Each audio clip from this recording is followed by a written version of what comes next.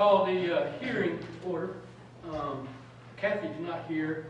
She's out of town. Paul's on his way. So we'll kind of lollygag a little bit, maybe, and give him a moment to get here. But what we're going to do is have a hearing on the suspension, revocation of the business license for out-of-office type of recording. And we'll have a public hearing. Anyone who wants to speak on it can. All we ask is you give us your name and address for the record. And if there's anyone who would like to speak, is that Paul? Yeah. Okay. We'll just wait a second, let Paul get up here.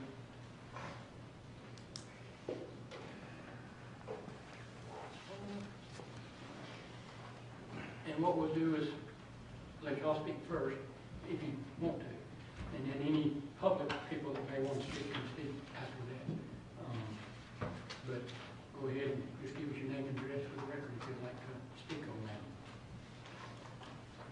For or against? Yeah, for or against, yeah, either way. Well, you want to start with the against if there are any? If y'all want to speak first, yeah, just give us your name and address, information like that. Well, my name is Joe McCullough. I represent Mr. Salas, the owner, and we are here because of the letter that we received, and we have corresponded with your town manager and with your town lawyer, who seems to have lost us.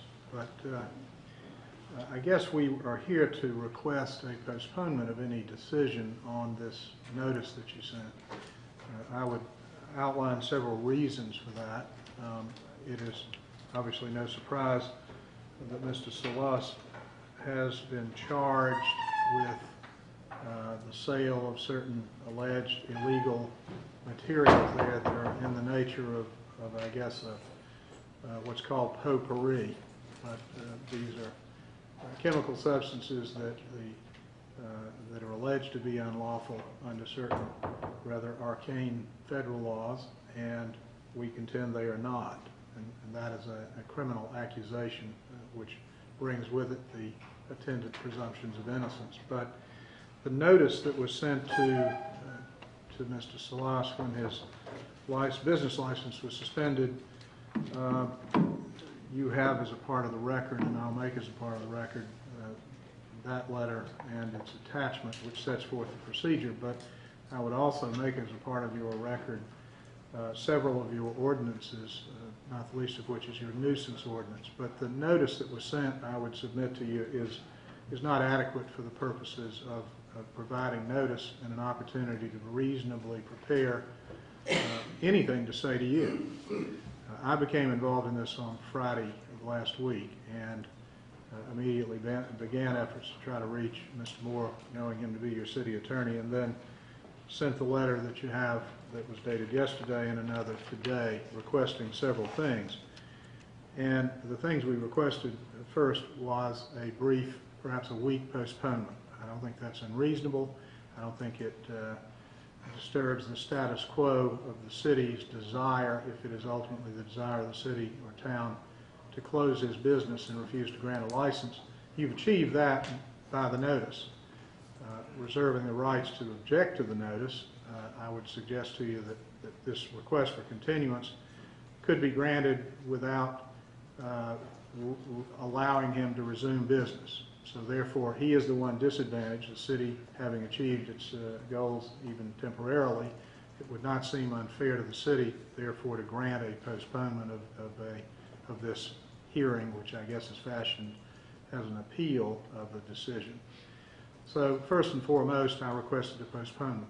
Secondly, as you're all aware, we live in a country that doesn't allow accusations to be made at midnight and tried the next day, and accusations that don't allow the person to know who their accusers are and what exactly they're being accused of. Your letter, however, simply asserts a nuisance pursuant to your ordinances. So I would suggest to you that by any measure, no due process has been provided to my client, and that creates its own set of problems if you persist tonight.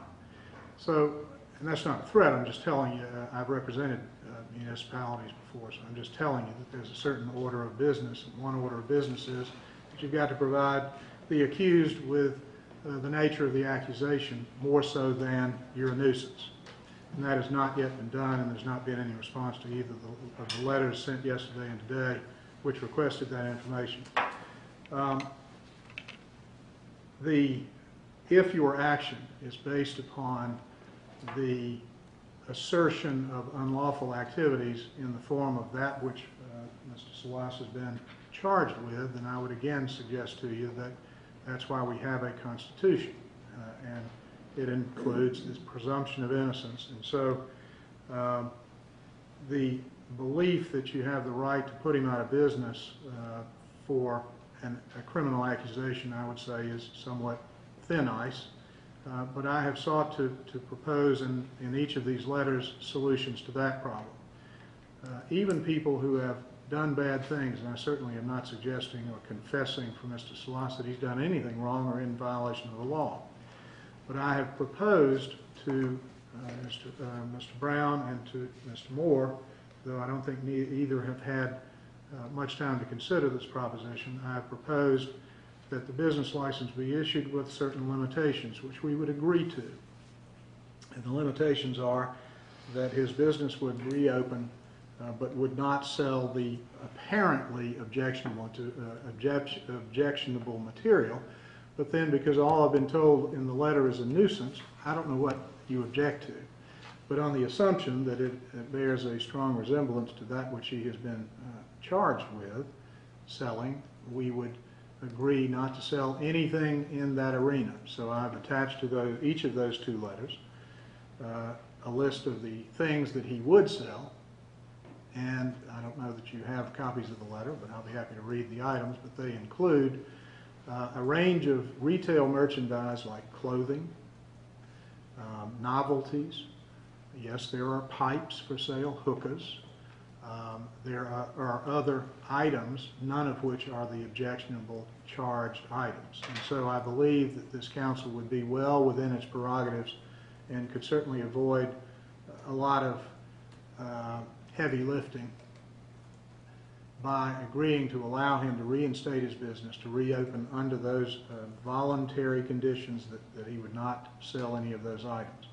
Now, I met with the DEA today, and I advised them that I was appearing here tonight with the specific proposal that we be allowed to reopen under the conditions that we would sell only the items listed, and obviously nothing illegal, would not engage in any illegal conduct, would not make referrals. If someone came in looking for something in the range of that which we've agreed not to sell, we would not refer them to any other sellers or purveyors of that, which there may be others in your city, I don't know. But the fact of the matter is that I think the bar for depriving and refusing someone a right to earn a living by a business license is a high bar. And I don't think you've got the basis to do that, honestly. Now, lastly, your nuisance ordinance requires certain things to be done in order to invoke nuisance as a basis to take any action, including the refusal of a license. And it requires reasonably notice to the person and a right to cure, an opportunity to cure before any draconian action is taken.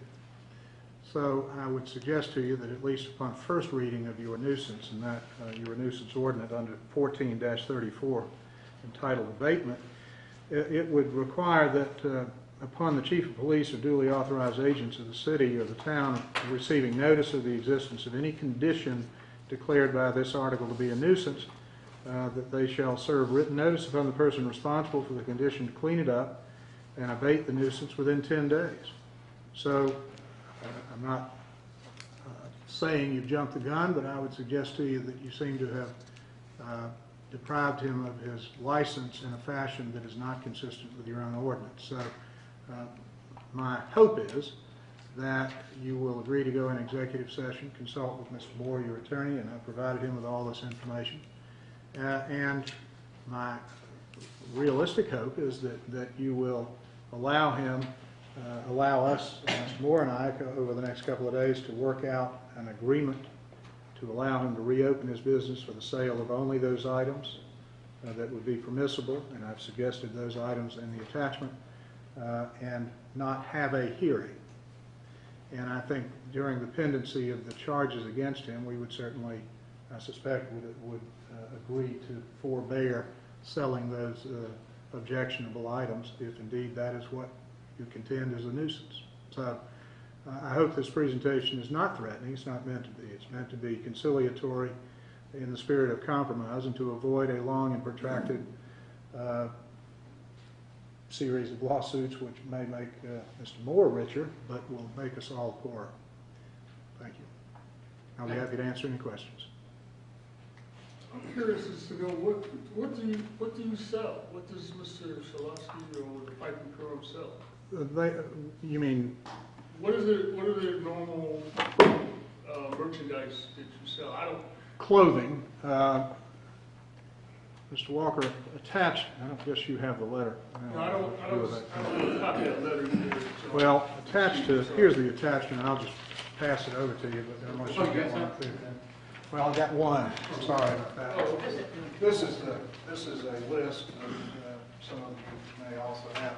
But that's the list of the items that are sold there every day, and I would suggest to you that you could probably stand on his front at his front door and throw a rock and hit a business selling any and all of that stuff in your town. Which is why I've selected those things that are being sold in convenience stores and everywhere else in your town that are not illegal, clearly not illegal, and not objectionable on any basis. Who closed your business? Who closed the business? The town of Irmo.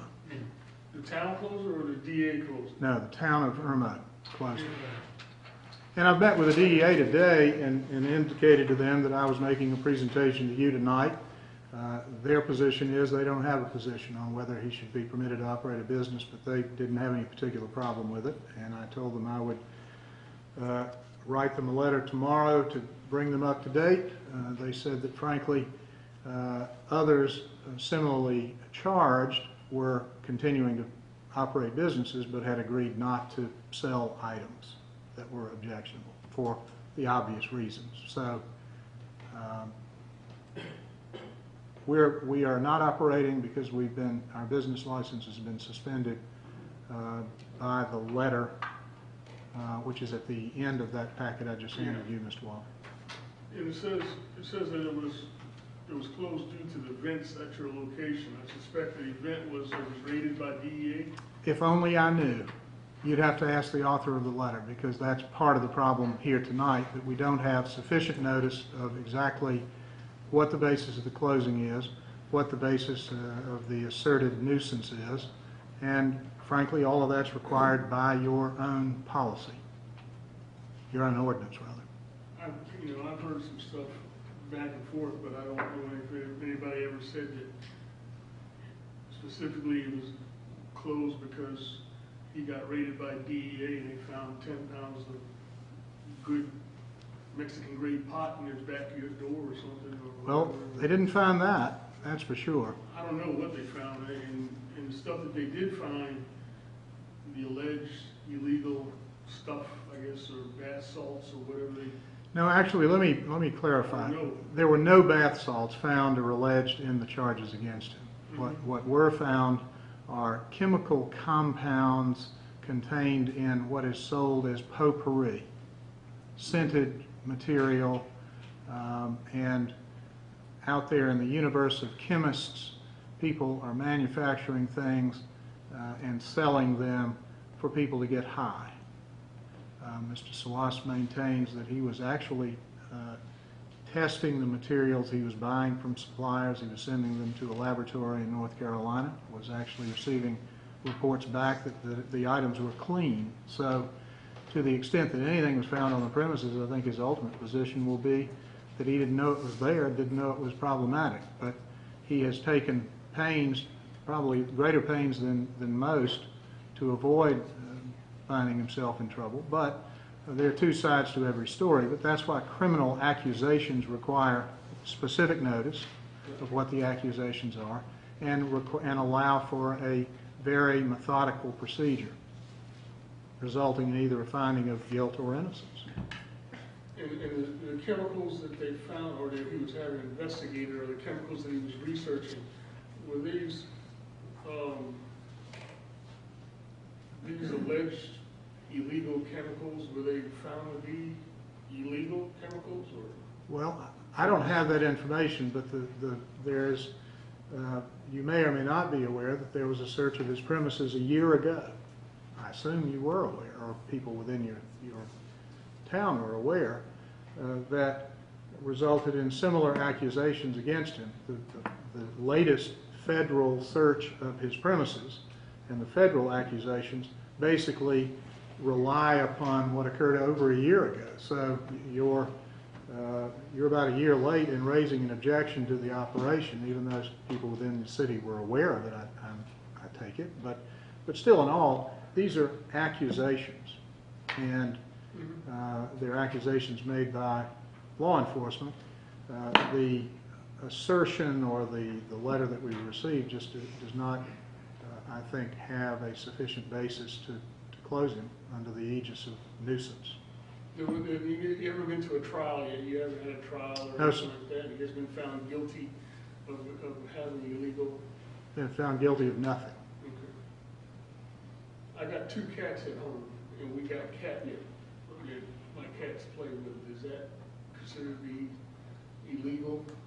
Would that be considered to be illegal substance? Well, I think you'd have to have it tested, and you'd have to look at a list, and that's a list that changes every day with the DEA, because they declare what is and what is not a controlled substance. But I guess if 10 people are smoking catnip in your neighborhood, they may declare it tomorrow, and if you happen to have it on your back shelf, you may not know that it's been declared unlawful, and so you better watch out about your catnip. Okay. Any more questions? Thank you. Thank you. Anyone else want to comment? Seeing none, we will close the public hearing, and just for the record, what we'll do is once we get to that item on the agenda, we can discuss it and all that kind of stuff, and then kind of decide what we're going to do there. Close the public hearing. Next thing I'll do is call the regular meeting of the Irmo Town Council to order, and I will recognize myself to lead us in the Pledge of Allegiance and the invocation. I pledge allegiance to the flag of the United States of America and to the republic for which it stands, one nation, under God, indivisible, with liberty and justice for all. Let us pray. Father, we just thank you, Lord, for this opportunity to come before and to conduct the business of the town. Help us, Lord, to do that in a manner that pleases you, that's good for the people, that's good for everyone involved, Lord. Help us to be just and right. And we just give you thanks. In Christ's name we pray. Amen.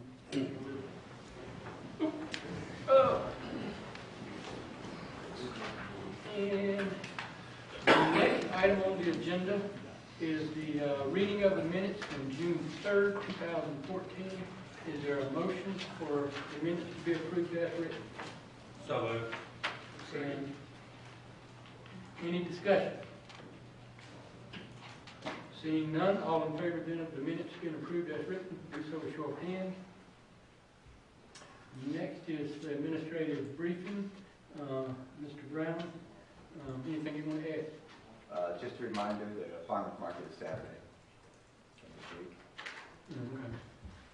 That's Now, all the I car have. show is not this Saturday, it's the other one. That's July correct. 5th, whatever, I think. That's July 5th is the farmer's Okay. blues. Yeah, very before you get on that one. Okay. And any questions of Mr. Brown on the briefing? Seeing none. Next item is for city communications, and we have the Soda City Circade, if I'm saying it correctly, presentation. Any of y'all like to, come up here and address us and all that good stuff. Hello, I am Gina Wolf, and I am a board member of Soda City Circ. Also attending with me tonight is Catalin Leitner and Elizabeth Ferretti, who are also members of the Circ. Is there anything else I need to say about, other than name? Okay. We are coming before you guys tonight because we wish to create a circus-based theater show at the Irmo Town Park. And we are seeking approval from the town council for the use of the amphitheater. What I have been told so far is that the amphitheater hasn't really been used as far as because it's so new for a group like us to come in, so that you may had some questions. I hope everyone received a package, and I hope that answered some questions, but we're here tonight to answer any other questions that you may have. This show is for July 19th of 2014, between the hours of 6 and 10 p.m. Just one day? One day. Those dates work, we don't have any other things scheduled for party that time. Not the stage. I did notice in the information that you provided, you had a rain date. Is that date also open? For the stage and the amphitheater. We also had a request in the proposal for a tech night, which is usually the night before the show. So that would be the Friday, the 18th. And that's like a practice, I guess you call it? Yes, sir. It's not open. Well, I won't say it's not open to the public, but the park is open to the public. But that is not a ticket night sale. That's just us, and usually in costume, running through exactly what we're going to do for the show, making sure everything sound-wise is right and lighting is right. We have never held anything, of course, the park is very new, and just to make it perfectly clear, this is the community park, not the town park, correct? The newest park. Yes, sir. Right, The the one newest off of, one. yes, That sir. is the community park. Yes, sir. The town park is the little one right across the street. Okay, no, sir. It's Has for one the community amphitheater, park. too. Okay. We've never had what I refer to as a gated issue there, where there was a charge to come in and view any type of event. How do you propose to handle that? Because I noticed that you did have ticket savers. Yes, sir. In the past, what we've done is our community that comes to circus events are normally pretty honest people, and we normally just set up a booth, and as people file in, they pay, or they pay online in ticket sales in advance. I mean, this is an event that we're working to try to make a profit for building us a stage, or getting a stage set for us and for our budget in the upcoming year. We're also hoping to work with Sharing God's Love as a nonprofit to make it a donation event. But normally we just run on the faith of people. Okay, because you realize there's no fencing around it. Right. We have two entrances. Yes, or an sir. entrance and an exit that could be used that way, that has a small gate that stops car traffic. But, I mean, 14 acres that Right. back up to people's backyards, and people realistically and regularly come through their yards to the park. Right. I mean, in the past, what we've done is, like I said, we've just relied on people to be genuinely honest. And if we happen to see someone who's walked up and they stay to watch a piece or two, that's fine. We've had one of our, what we call our tech people, just come up and say, hey, this is a paid for event. If you'd like to make a donation at the door, that'd be great. Come join us. And that's the way we've handled it in the past, and we've never had any issues. Welcome to Irmo. Thank God, they'll all still be open. Okay. The station. And I know we haven't Okay. really set, I know like we call it the picnic shelter, we set like a rental rate. We haven't said anything on that. I don't know if Bob's talked to you about that, if that's anything that may be a problem, you may. Well, I talked to her about a business license. Oh, okay. But as council, if y'all have a problem with, say, letting them use it without charging that, we can figure that out later, or, kind of go from there. Where y'all from? We are local, sir. We're, Elizabeth is actually from Irmo. I'm from Chapin. Most of our people in the circus are from this area. Really? Mm-hmm. Never heard of y'all before. We were under the name Alternacirc for about 5 years, performing in downtown Columbia, West Columbia, Sumter, Gastonia, all over. Under the name what? Alterna Circ. Last year in August, the lady who was running the circus at that time decided to move to Colorado, so our group name changed. We're the same performers, just under different leadership. Also, it's called the Palmetto Health Amphitheater. Mm-hmm. I mean, that's what the name of the amphitheater we use is called. Okay. Anyone have any more questions? Security issues? Chief? I gotta be honest, I didn't hear all of the presentation, but depending on the size of the crowds, I can't imagine it being any different than the farmer's market that y'all have on Saturdays. Be 10,000 people out there. Clientele that- We'd like for there to be 10,000 people out there, but more realistically, it's between 150 to 200 from what the shows we've had in the past. Okay, and that's probably about the attendance y'all get at the farmer's market, you know, a couple hundred folks. We don't really have any problems at the farmer's market. I can't imagine that, you know, they're out drawing the types of crowds or you do mosh pits or anything like that. We don't have the same amount of parking out there as you have over here. True. You know, depending on how big of a event it is, there may be some planning involved about parking and gate checks and then security, if there's gonna be money changing hands and that kind of thing. But, you know, I can't imagine it be that much different than the farmer's market if it's just a couple hundred folks. Good learning experience for all of us. And we'd like to park up at 10. Does the police officer go by there and do that? They lock it up at 10 o'clock. And so if they're still in there, we give them some slack, or they just work with them, make sure they're not out. Find out who's on duty, yeah. Yeah. I mean, you guys were planning on being out by 10, The show is supposed to be over by 9:45, so clearance of the park should be done by 10. then you're gonna come back and pack up the next day? I hope this show is not prop intensive in that, so we tear down very quickly. Okay. So we should actually be out of the park no later than 10:15. Are you insured? We are, specialty insurance company.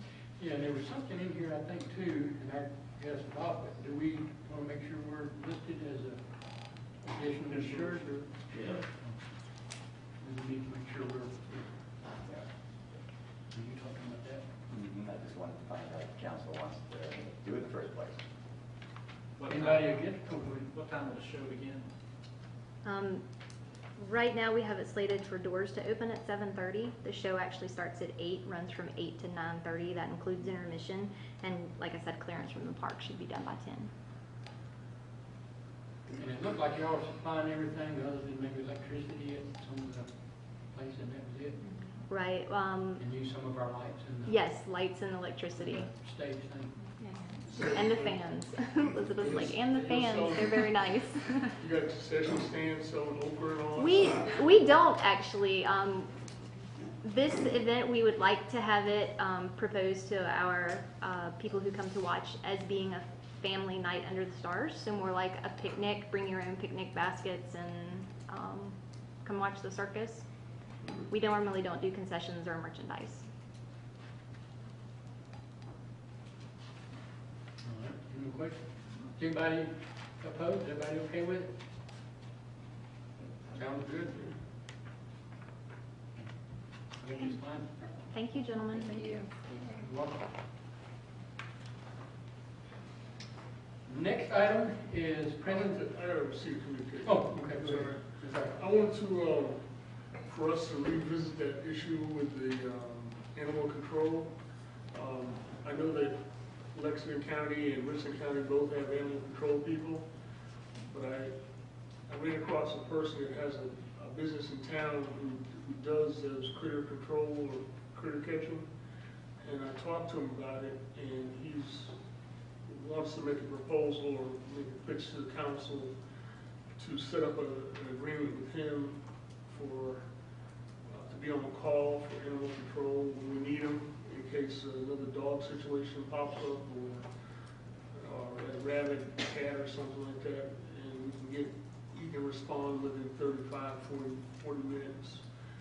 His retainer fee is very, very nominal, But I'd like to look at that again, if we want to put it on the agenda for the next meeting, I'd like to do that. But I'd like for him to come and give us a pitch on council about that, about using their services. And, again, that was a communication I had between him and me. I'd like to put it on the next agenda if we will. Okay. Any other received communications? Next item is presentation by citizens.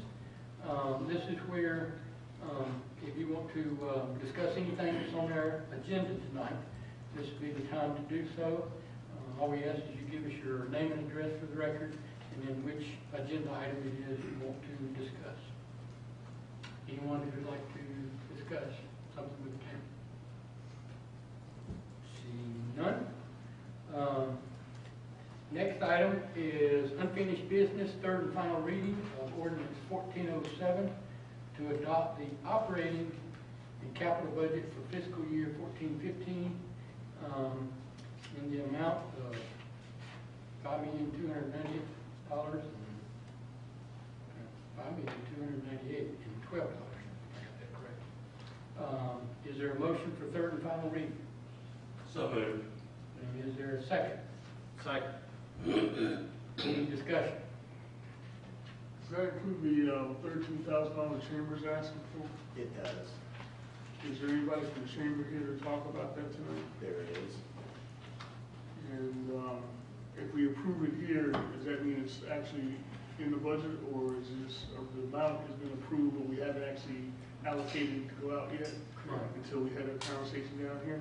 Okay. I mean, we can have a discussion a couple of times before council approves giving it then, Right. once it's in the budget though. Okay. Any other discussion?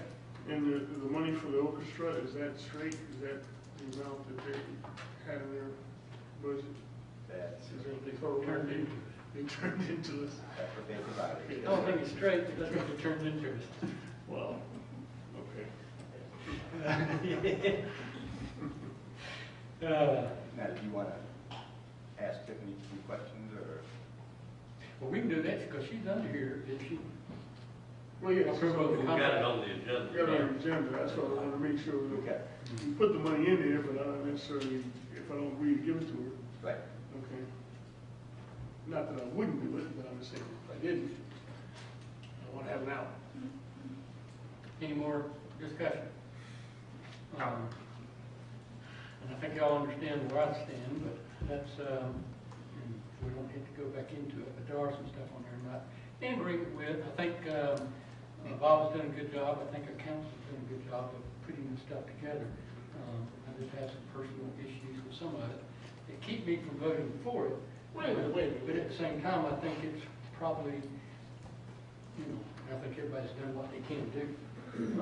$5 million budget, no tax increase, no millage rate, and you're not in full Well, budget? How could that possibly be? because there's $277,000 coming out of savings. Three of those items are police cars that we normally spend out of general fund. And we're taking money out of savings to meet our normal necessary budget, which means, to me, we need to cut some more in the budget because police cars are a necessity. Police cars aren't coming out of savings. They're in the budget. The Yeah. items coming out of the savings. It was 178 for the car. Right. And then I think there was like 77 or something for, Computers. 7,000 for computers, 7,000 for computers. That's what the difference was. But we also have to have the whole story too. We can't stop with just chapter one. Those items that are in savings do not just appear in savings. They are surpluses that we have from the general fund because of our yeah. being able to be thrifty and all, and keeping in mind that we owe no one any money. That money has to go somewhere, so it goes into savings for that And rainy you could day. stay, yeah, for rainy day.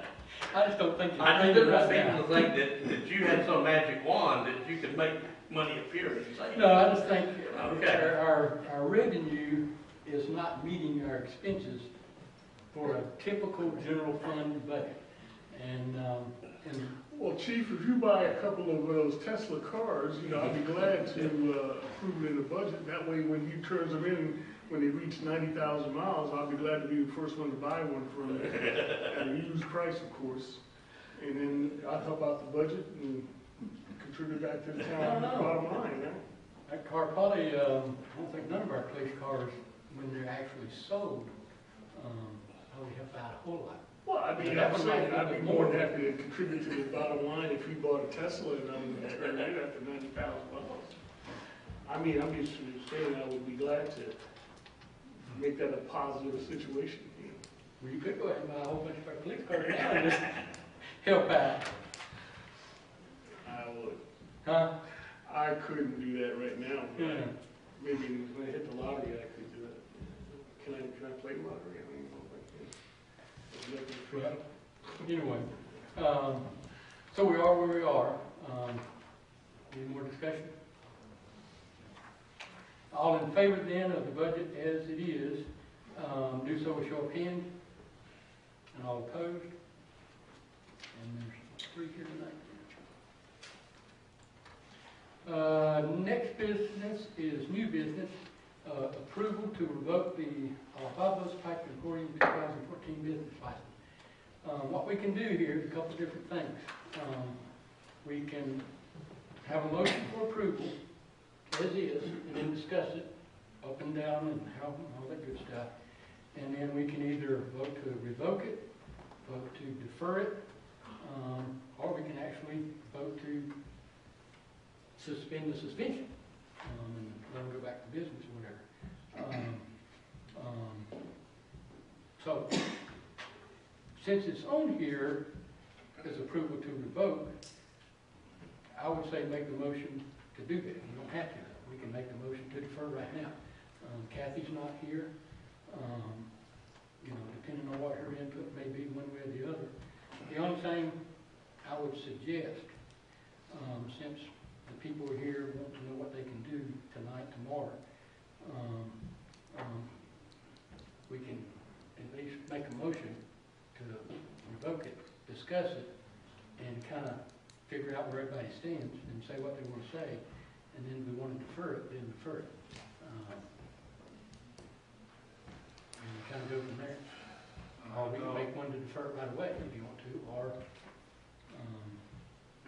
Or we could have an executive session. if there's some legal questions we need to ask, we could, but I think before we do that, we need to make a motion to do something, and then kind of get started, and then if we have some legal questions from Jake, we can go into an executive session and discuss that.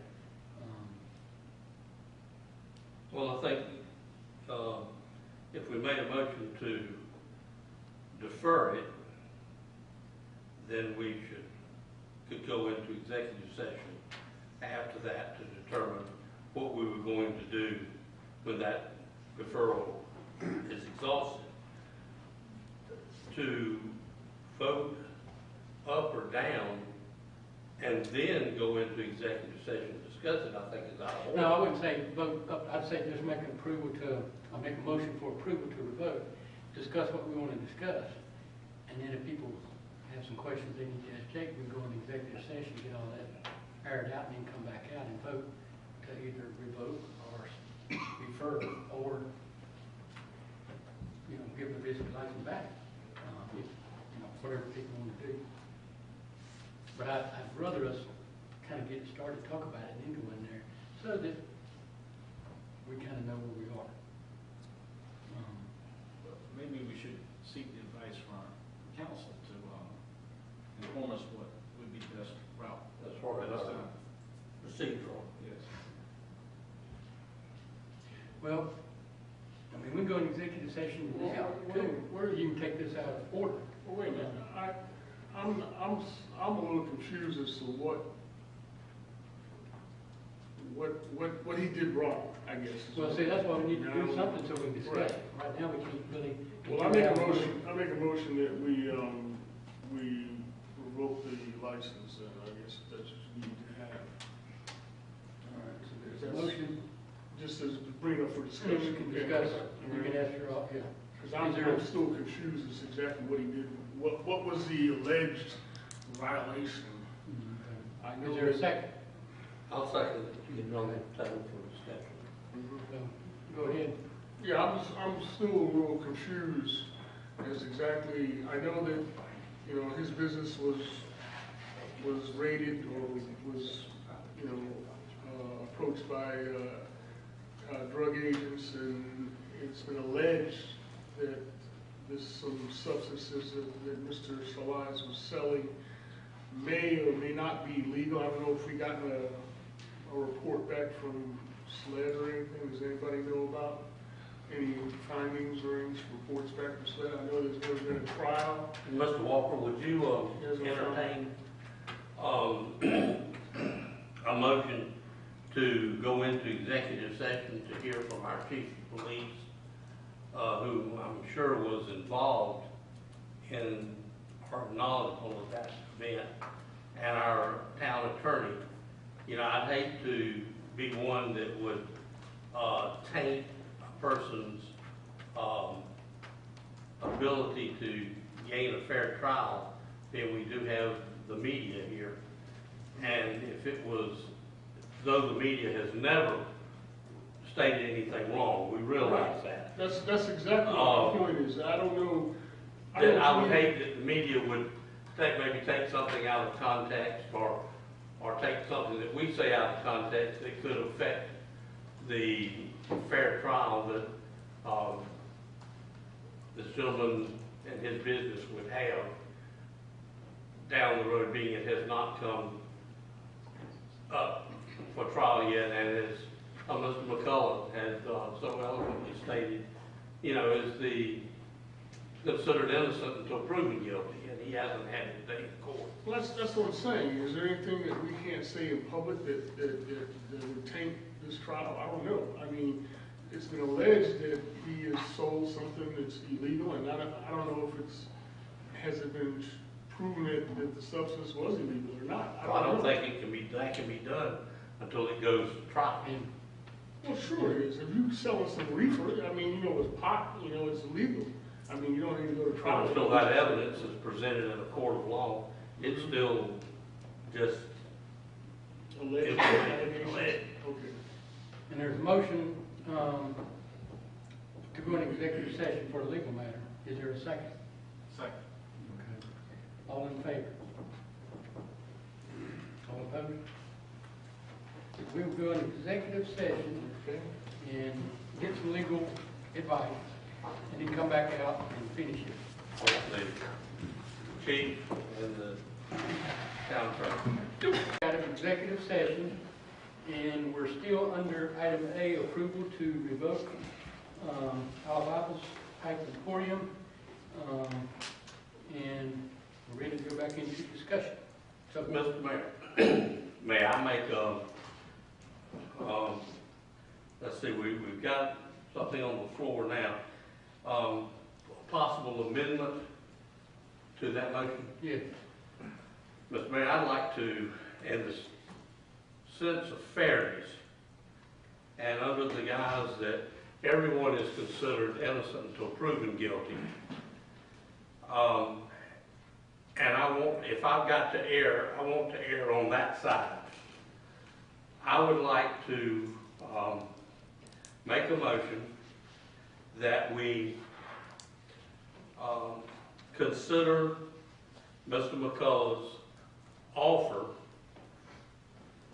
that Alibaba's and all of its employees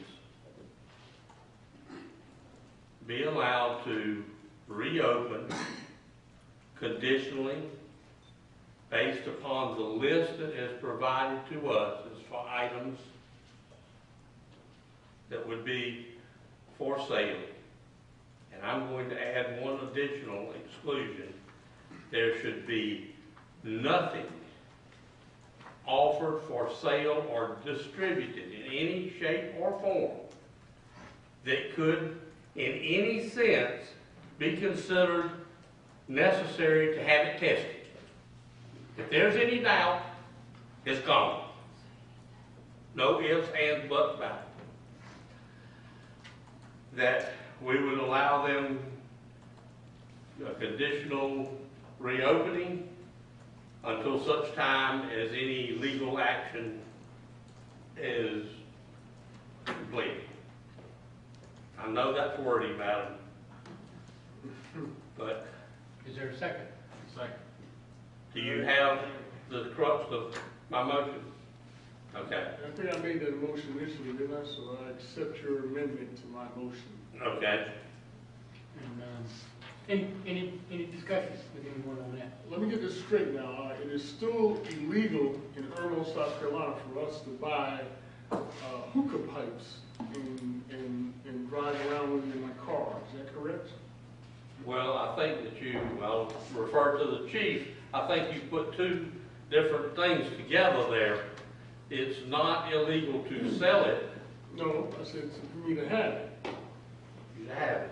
Right. Purchase it. No, to have it. I bought it from someplace and I got it in my car. Right. It's illegal for me to have it in my car. Is Could that be correct? construed as drug paraphernalia, yes, sir. A hookah pipe, Yes, sir. the stuff that he's selling. Could be construed as drug paraphernalia, that's right. That's right. And that's probably not only true of Irmo, but probably Anywhere you most go. of the state. Well, not in Colorado. I said the state. Oh, I'm sorry, yes, okay. That's not money. You're absolutely correct. And here lies the problem, which I bring that up again another time. Okay, so if that is something I can go to jail or get pulled over and stopped for, is that correct? Or not stopped, but if I am stopped and they do see it on my car, I'm going to jail, right? Is that right? That type of pipe could be considered drug paraphernalia and you could be charged for it. Mr. Walker, if I I'm confused. would be permitted, Yeah. South Carolina state law is odd on this point. Now, the city of Irmo, town of Irmo has its own ordinance, but it cannot supersede it. It's preempted by state law. And state law says that paraphernalia, broadly described as anything that can be converted to the use of an illegal drug activity, results in a civil fine, not imprisonment, civil Okay. fine. Now, my understanding, I wasn't in the General Assembly when they passed the law, and determined it wasn't a criminal thing, it was a civil penalty.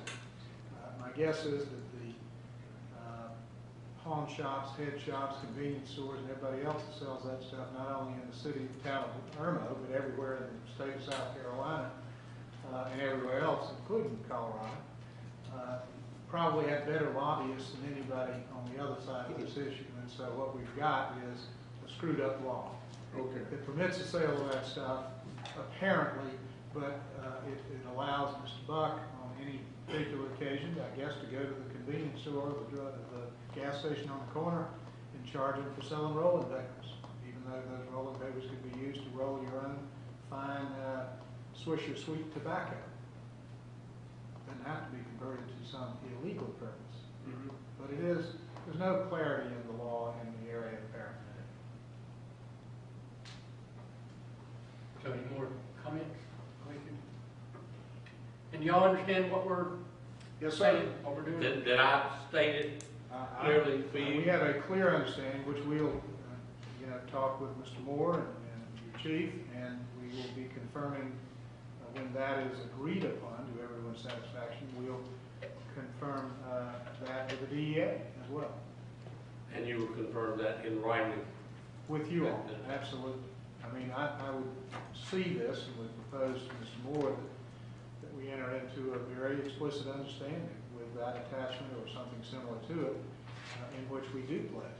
Well, now that attachment and what he added is what we voted I on understand. and agreed on, so. And I've seen that, but so I think I appreciate the motion and encourage its passage.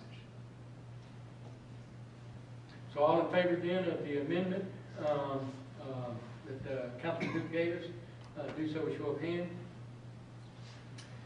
And now back to the final. It's been amended, instead of to revoke it, to amend it, to allow them to open and meet all these conditions. Everyone in favor of that, do so with show of hand. So, okay. That's a minute. Yeah, as amended, yeah. All righty, next item is B, approval of resolution 1402 ratifying our fiscal year 13-14 budget amendments. Is there a motion for approval? So moved. And a second? Second. And any discussion? This is just typical bookkeeping that we have to do right here at the end of the fiscal year. The only thing I wanted to ask, and just make sure I got this in my head, because there was a couple things I wasn't sure about. Some of this I thought we already had it in the budget. For what? Well, like the thing for the chamber, I thought we voted on it, put it in our budget last year. So it was after we did the budget, okay? And like this holiday decoration, I'm assuming it's a Christmas tree. It is. The engineering drainage, that's all got to do with sidewalks, or is that for the parking lot up there? or- No, it's a sidewalk down there. We got the 15,000 back from Madison County, yes. And then all the salaries and retirement working the cop. Is that where, because I would assume we put that in the budget too. That was council's approval for your raise. Oh, okay, that's for that, oh, okay. I think it was, I just wanted to make sure I had my head on. Even though we put some of that in the budget, those figures do change throughout Yeah. the year. Yeah. Right, and if we have to have a council change, and that's why it went up under, just validate what was. And for the record, altogether, the amendments were $128,853.43. Any more comments or questions? All in favor then of the, Do you remember line items we did? huh? No, because we already spent the money and already approved it, actually. We just got to kind of head back into it for the Still got a problem with CAA. the Christmas tree, but that's there. I mean, the, $15,000 Christmas tree. Was it $8,000 Christmas tree? It was up there. but that's for a 20-year or 15-year tree too, I think. It should last forever. Look, I'm from Fairview Pond, Connecticut, man, it's still expensive, okay? But anyway, All in favor then of the resolution for the budget amendments, do so with show of hands. Next item is the approval of the contract with the Greater Irmo Chamber of Commerce to implement and manage a proposed summer concert series in the community park. Is there approval for that? so move. Second. Any discussion? And She's here. if you want to, come up and kind of, Would you like me to talk, or would you want to Yeah, ask you a can tell us. question? I don't want to step Tell on us y'all's about toes. How this came about is trying, with the new park, we want to encourage people to use that new park and create something for our community and our citizens to enjoy.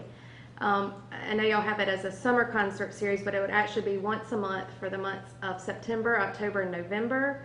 And then we would take the winter months off and come back March, April, May. What I've asked y'all for is pretty much like the seed money to get us started. The chamber would set up a separate account for that money where expenses and income would be paid through a separate account. Any money that is technically made, which the concert series is free, we would be selling beer and wine there through our license, and we have the proper insurance and everything. And that money would go back into the fund so that hopefully next year and the next year and the next year, that money carries us over so we can keep this thing going. I think if at any point the town decided that y'all didn't want the concert series anymore, or for some reason the chamber didn't want to do it anymore, that we would decide, I think we could decide between the two parties on how to split the funds, whether we make a donation back to the town park like we've done in some other events that the chamber has done, but we would keep that account separate. You know, I'd be glad to provide on a yearly basis like we do the accounting procedures for that and the expenses. The expenses would cover a band each time, and then of course we would have to purchase the beer and wine, a beer and wine license, and if we needed advertising, and then if we needed to provide some, have security out there that way. But I did not include in that amount, the chamber staff time. This is ultimately something for us to do for our town and our community. any questions? No, that's good. Yeah, I'd like to see not do it in the month of September. Okay. Because of the Orchestra Festival coming up in September. And not that it will take away from the Orchestra Festival, but I wanted to keep that thrust, especially this year, since we're spending a lot of money on the entertainment, to be the special event for that month. You know, so if you could push it back to October, November, December, or August.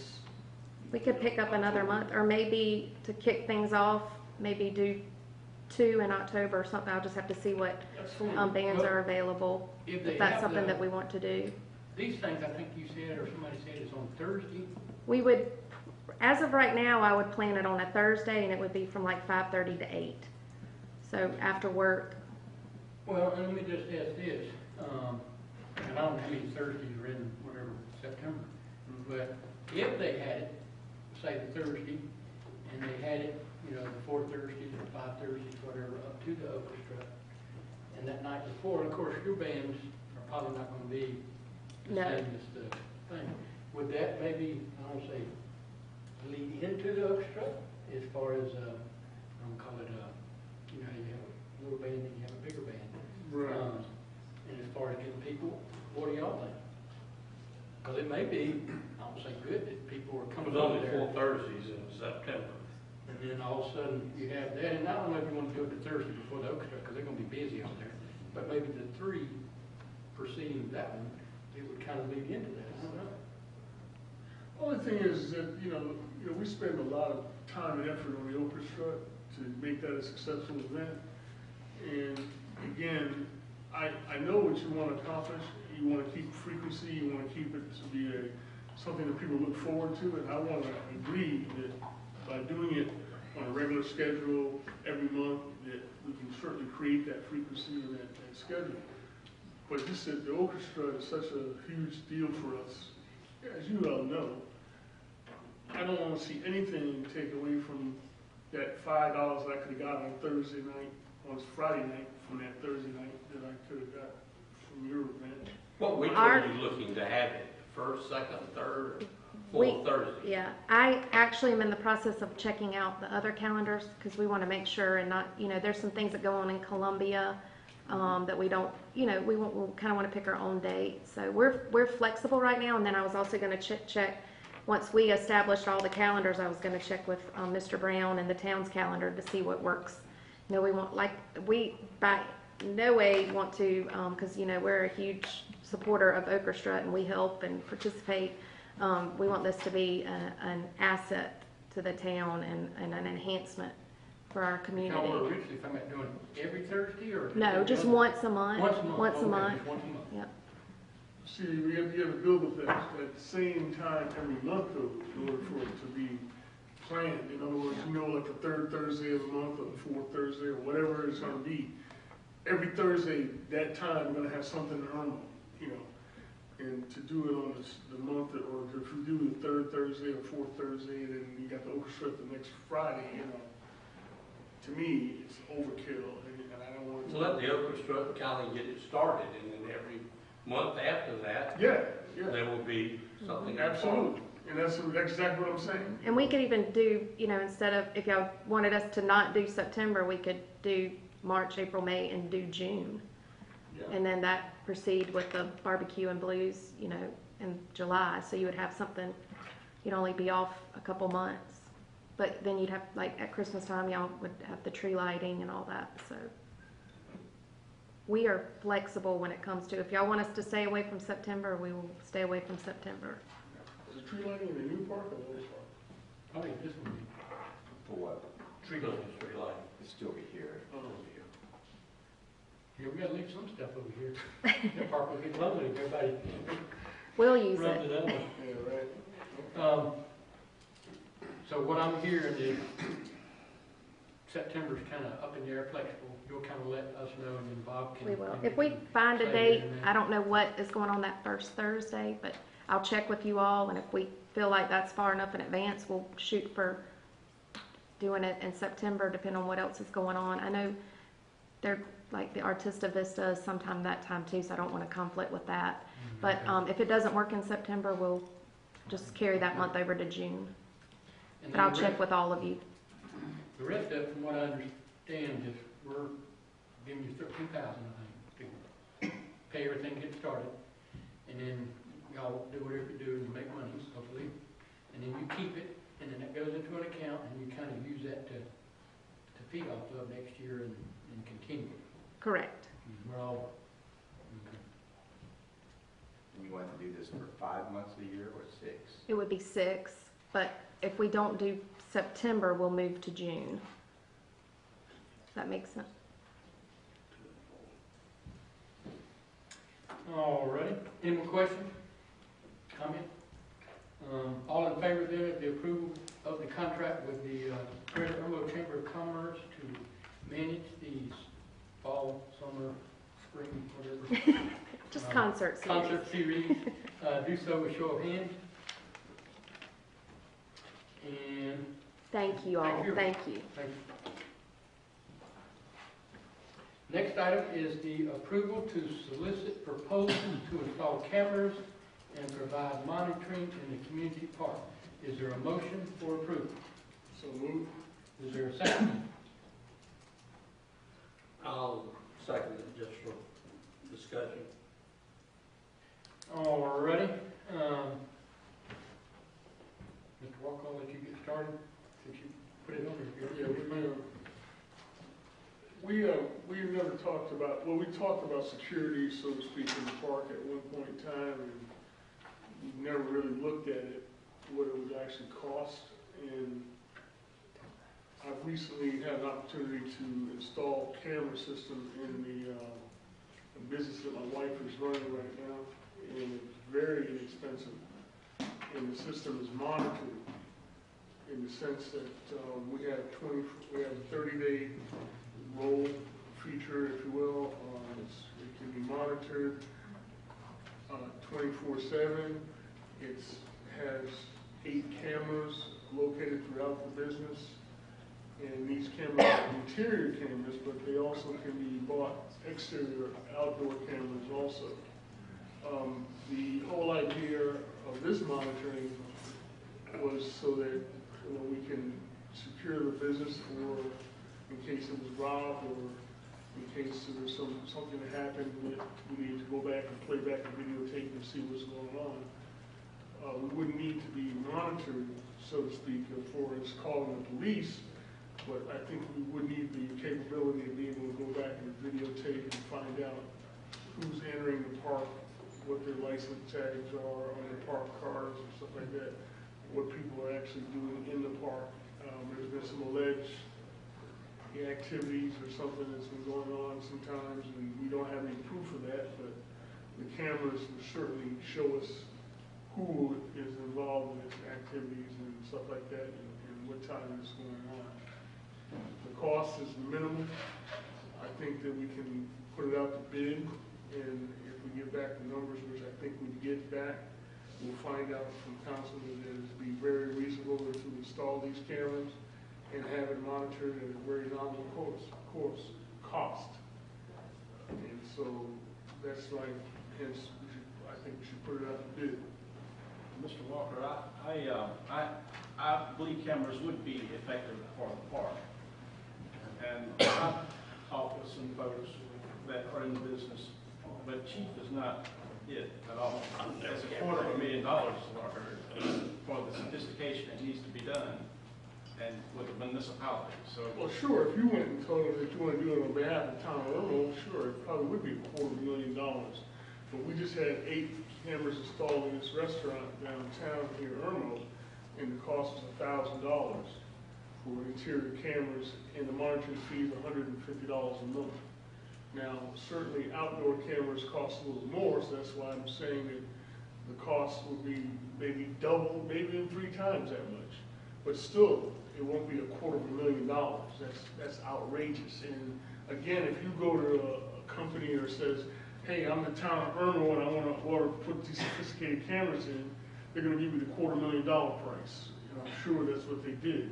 But if you go to them and say, hey, I want to put a bid out to see what we can get, and let them come back, I have a couple of companies that I know personally that would bid these cameras out for a lot less than $250,000. well, for us to state a proposal to get bids for cameras, you really have to specify what type of cameras. you know, I don't have a problem with Bob going out and investigating what is out there, but we don't get involved in what camera and all that stuff. Well, no, I mean, outdoor quality camera that we maintain by whatever company we use to supply it, and then let them come back with some numbers. And like I said, if you get a $250,000 bid back, fine, you get a $250,000 bid back, but I'm sure that I know of a company that won't charge that much. Make sure they're aware. So that Bob would know, kind of not just a shotgun approach, Right. so that he would know what to say our requirements are. Are you looking at being able to operate the cameras at night in the low lux? Yeah. And throughout the forestation of the park? Yeah. Or are you looking at a specific area within the park? You know, we have the picnic area, we have the children's area. Right. We're gonna have the new child garden. We're gonna have the restroom facilities, the bridges. Then you've got the amphitheater, you got the parking areas.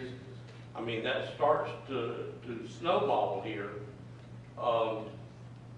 And I know the business you're referring to, and to put 8 cameras in that business, you've probably got every corner taken care of. But to be able to do that in the park, I'm saying that you'd be looking at lots and lots of cameras. Well, here's a layout of the business that I'm talking about on my iPad. Mm-hmm. And there's the 8 cameras located throughout the business right there. Yeah, I know y'all can't see it out there, but I mean, these cameras are, and I showed Bob this, these cameras are monitored 24/7. I understand. It's got a 30-day roll Right. feature. And the cost to install these cameras and have them monitored was less than $1,500. Right, I understand that. So- And I'm just saying that for Bob to go out Mhm. and say, this is what I need. Right. He's gonna need to say that, well, we need to look at our picnic area Exactly. with maybe 8 cameras. We need to have half a dozen around our restroom facility. Well, I don't know if you need that many, but I mean, yeah, whatever Yeah. you need certainly at both entrances, certainly by both entrances, certainly in the picnic areas, certainly at the playground, certainly in the fields. And the parking The area. parking areas, sure. But So that's, you that's- know, quite an extensive list, and I don't object to it.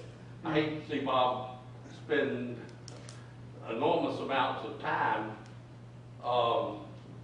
coming back and forth to us. No. That's why I was wanting to discuss it now. Yeah. Just making sure I understood what your perception was, that it wasn't just 8 cameras. No. Because 8 cameras would be wasted time, energy, and money. Because I can also perceive that there will be a very considerable electrical issue here. Because I have cameras in my home as well, that they have to have electricity to operate. Mhm. And to be in our forestation area, let's just say the children's playground area, there's not electricity right there. So we're gonna have to get it over there to some point, that Well- we can get it to the cameras. That's- And that's that's gonna what- be part of the issue. And that's exactly why we put it out to bid and let companies come to us and say, here's what we can do. Here's the this is best what it plan. costs. Right. Okay. And that's all I'm asking for is let's look at it, and like I said, if you get a company that says it's $250,000, that's great. I'll find a company, I have a company here. I'm not gonna give them anything. And the thing, I mean, we bid it out, we can't get a company. We'll probably get bid it bids out. from here to here. Exactly. But we have to have a specific criteria, what we're asking for, and that's exactly right. We want 8 cameras by the playground or Yeah. whatever, 10 cameras. Am I rambling on? Have you got kind of a picture, Bob, of what we're looking at? Did you want the trails? Did you I want want as much as we can get, which is within reason. I mean, my main thrust is the entrances, the playground, and the bathrooms. After that, is what we can afford it, go for it. If not, if it's cost prohibitive, we don't put them in at this time. And this is monitoring issue, who's this monitor? when I say monitor, this iPad allows me to look at the restaurant from, if I was logged in right now, I can see exactly what's going on at the business right now in real time. Also, it's recording with a 24-hour, I think it's a 24-day drum, which allows me to go back. All right, but how long will it record? That's what I'm saying. Just 30 days? 30 days. If something happened 2 weeks ago, I can go back and look at the camera from 2 weeks ago, from that particular camera angle, from any camera angle in the restaurant, in the business. And not only can I access it from my iPad in real time, they can access it from their cars, they can access it from whoever has the log-on ID for this particular system. Whoever's got the log-on ID, we got an iPad app loaded on the machine or a phone. You can look at the cameras. I think you can do that downtown Columbia too. They allow you to look at those cameras if you know what their app, their IDs are and stuff like that. I hate to put the chief on the spot, but being that he is more Well, security yeah, I'm gonna ask expert, him too. what do you think about the idea of cameras all over the park? It's really Pandora's box. It's one of those problems that you can solve if you throw enough money at it. To put cameras throughout the park, like Councilman Young was saying, and Councilman Boots, not only do you have to run electricity to it, but there has to be some sort of data system run to it so that you can record everything. That's going to be a major part of the installation expense. I know that cameras that the Department of Transportation put on the highways are publicly accessible cameras. You can go onto the DOT website and you can watch all the cars you drive by if you want to. But they are not monitored by a particular person who will take action based on what they see on those cameras as far as automated systems. I'm not sure if the town wants to get in the position of hiring somebody to watch these cameras in case something does happen in the park. Well, you don't need to watch it, but you can be able to go back and look at the videotape. Right. And then if you're going to record it, how long are you going to save that data? How much computer space are you going to allocate to save that data? Because video files tend to be very large files. They have a lot of storage Yeah, the space. storage space is cheap now. If we store it, it becomes a Freedom of Information Act searchable document, and we would have to make those recordings public to people that wanted to get them for whatever reason. They thought their significant other was having an affair and they met somebody at the park. They could give us an FOI request for those recordings.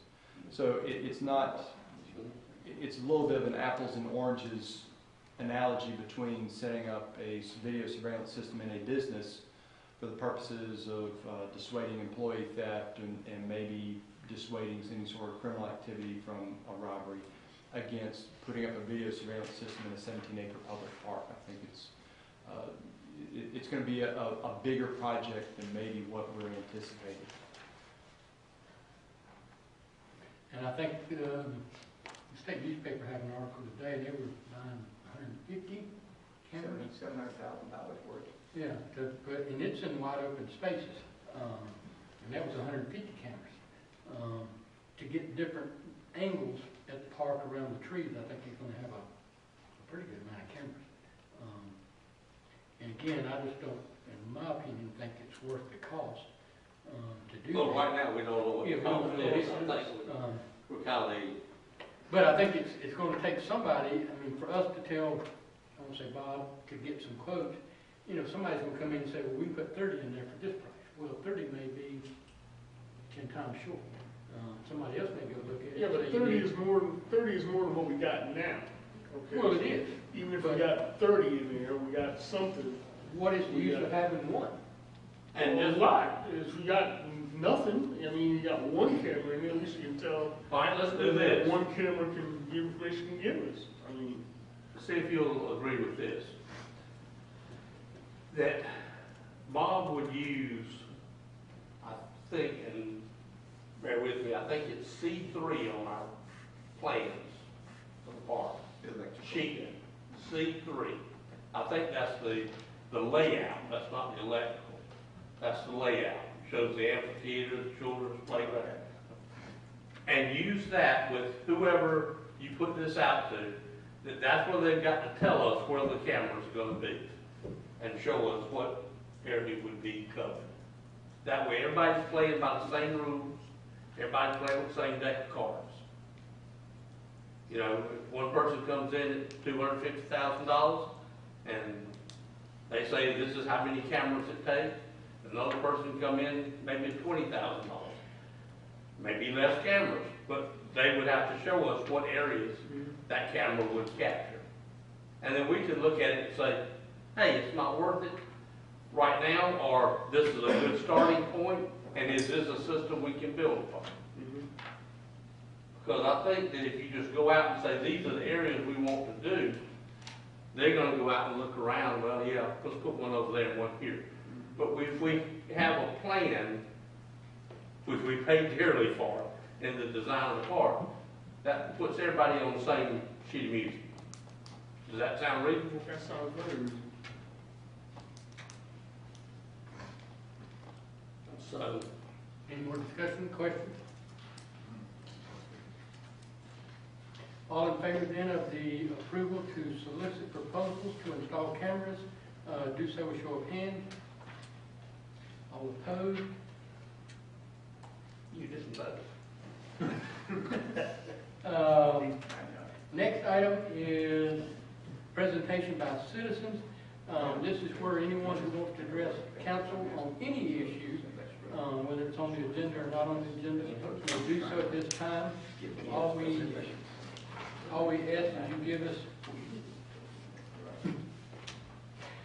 ask is you give us your name and address for the record. So anyone who wants to address the council.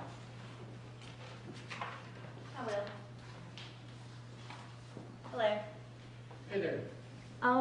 My name is Tabitha Baker, and I live at 333 North Royal Tower Drive in Irmo.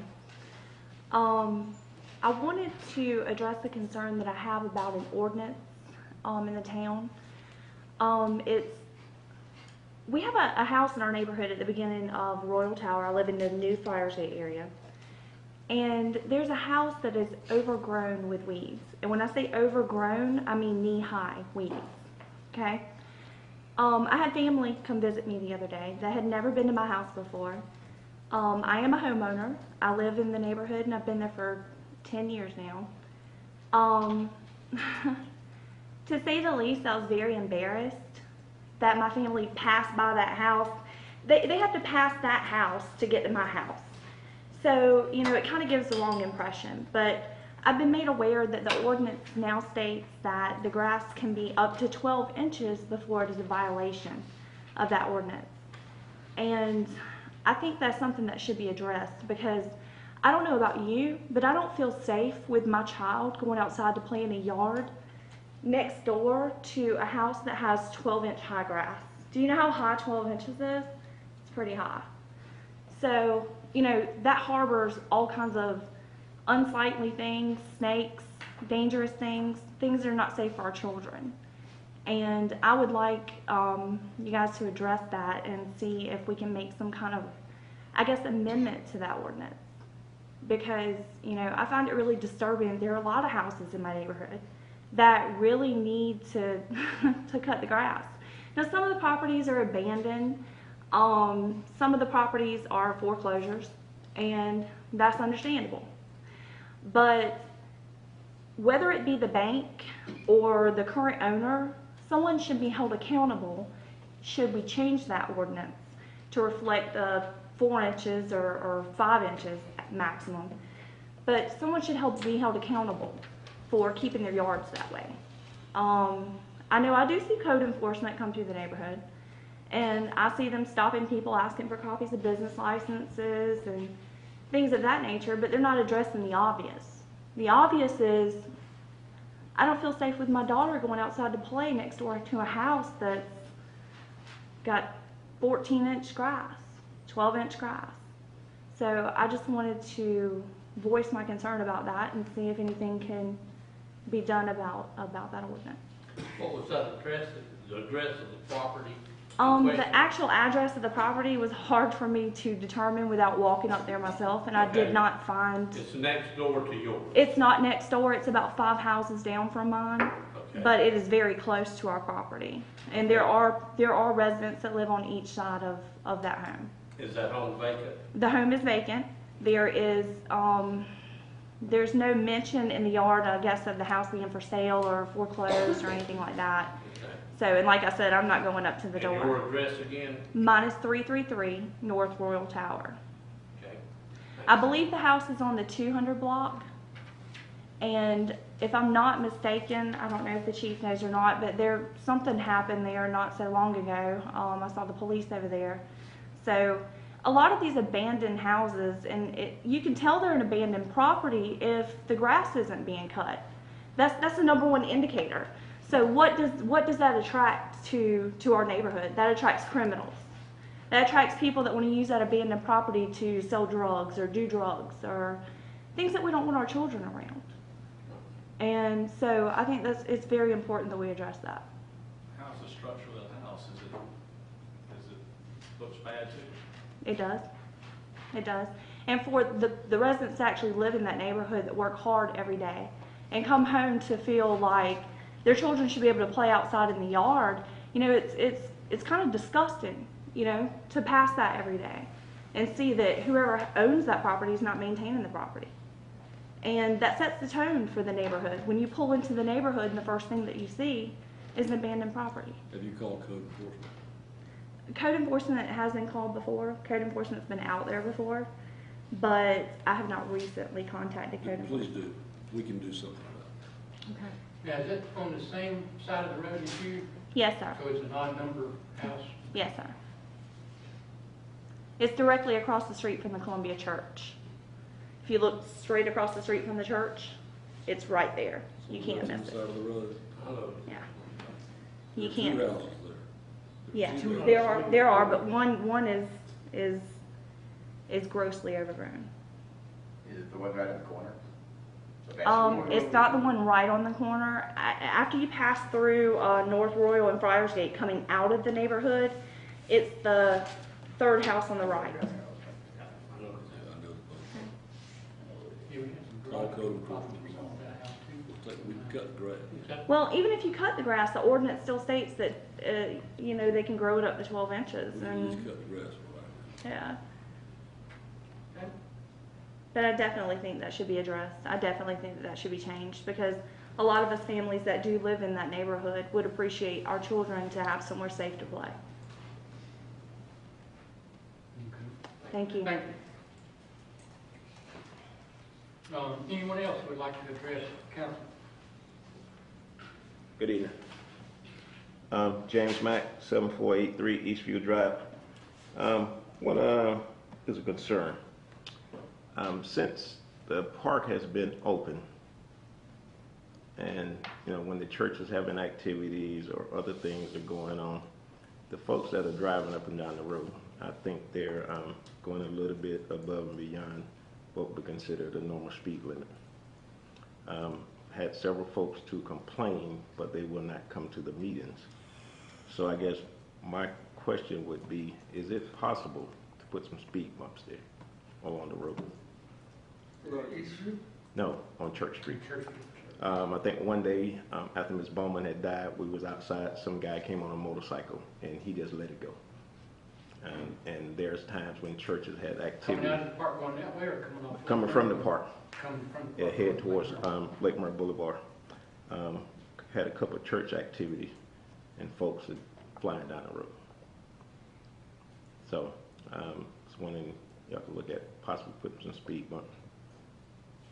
Kind of like slow down progress. Don't they stop at the light? I mean, at the intersection? Yeah, but if you leaving from the entrance to the park, you're coming all the way down, there's nothing to slow them down until they get to the stop sign by the church. And we've got the speed bump in the park, right? Yeah, that's the only one. But after he leaves outside of the park, or after they leave outside of the park, there's no speed bumps. That's county road, though, isn't it? It's gonna be up to county or state, and maybe a state road. It is a DOT road, and they've already got it on their list for resurfacing. If we put a speed bump out there now, then we're gonna own it, and they're not. Well, The I state get, will not, the state will not put in a speed bump.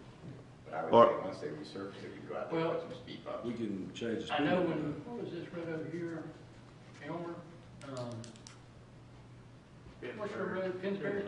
Didn't we have this discussion with Finsbury a couple years ago? And I think they said that they would do it, but there were a whole lot of little conditions. They want to weird tie the with- road over to you. Right. Yeah. Why not? Okay. And although there's a, I guess you say a limited number of people that live on that road, some of those folks do have kids. And like, for example, I was getting out of my car at McDonald's. Car came through going about 40 miles an hour. And luckily I stopped. And the situation could have been on Church Street. Do you know, Chief, whether that road is posted now? It probably doesn't. Have you speed limit sign on it? I can't remember if that's speed limit sign on it or So not. that'd make it, what, 35 if it's not It's posted? unposted and it's a neighborhood, it's 30. 30. Brian, can we set the speed limit, or does the state have to do it on that The road? state has to do it, it's their road, they'd have to set the speed limit on it. But we could ask to have it reduced. Mhm. If nothing else, we get the speed limit reduced. Yeah, we can ask. I don't know that I carry any more weight with the DOT than anybody Well, else. If you ask and they say no, how about let me know? Okay. I'll see if I can't see about some weight. Thank you. Second thing is, have y'all kind of like made a decision in reference to what is going to take place during the 2 days of the orchestra? And really what I'm looking at is parking. For those of you that are familiar with what has taken place with the church. Church went through some challenging times the last 2 years. Church has made a lot of progress. It's gone from having 7 or 11 members, whereas you have 60 plus people attending church on a Sunday. And I'm sure when y'all pass by, y'all see the number of cars out in the parking lot, on the side of the road, and so forth.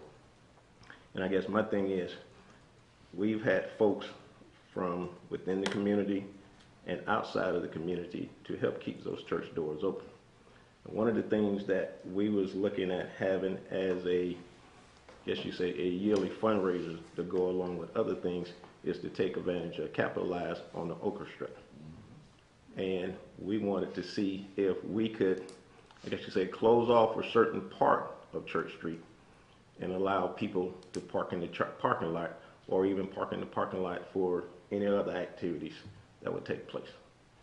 I would think that you would be at liberty to have them park on the church property, But I've but been, not close the road. but what I'm getting at is I've heard, I guess you say, mixed messages.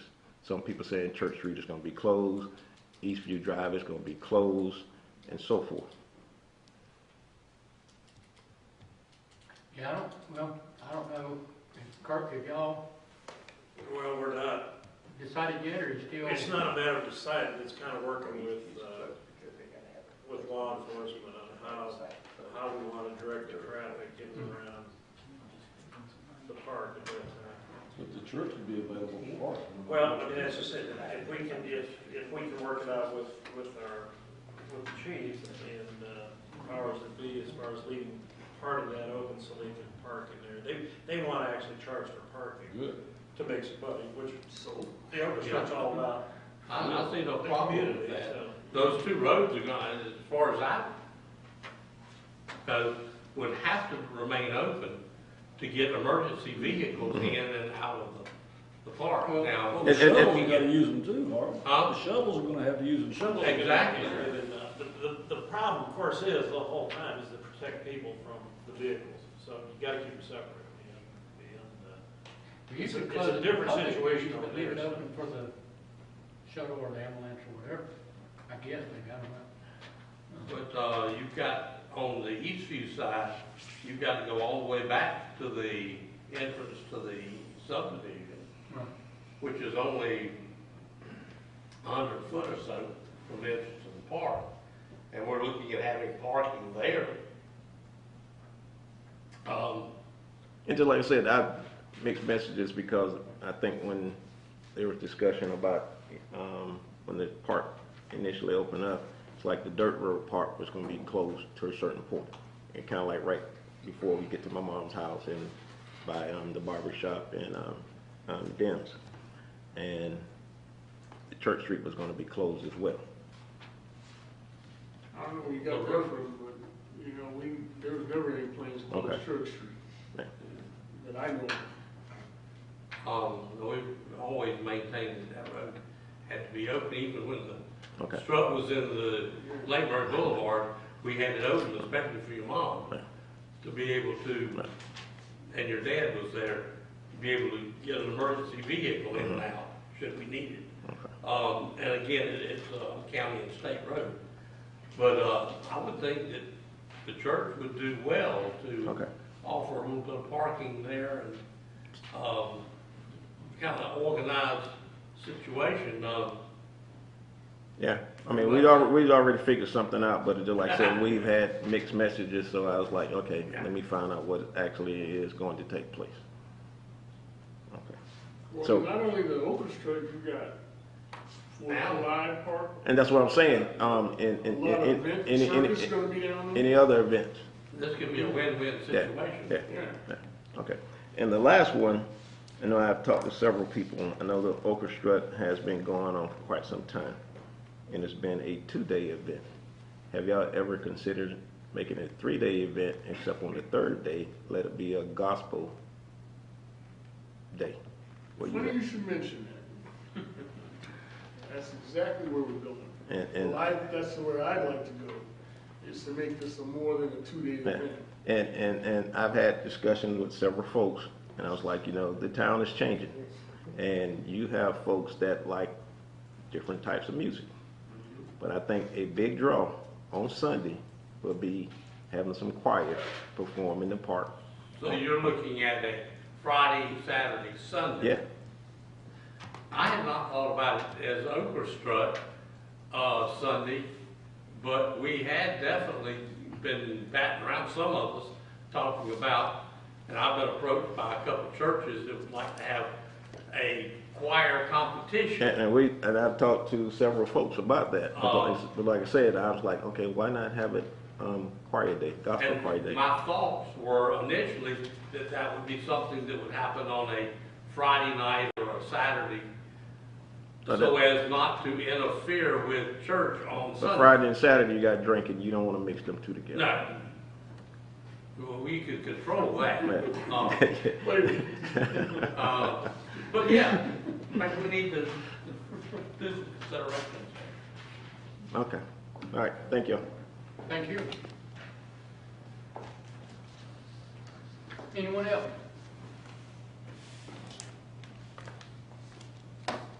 Seeing none.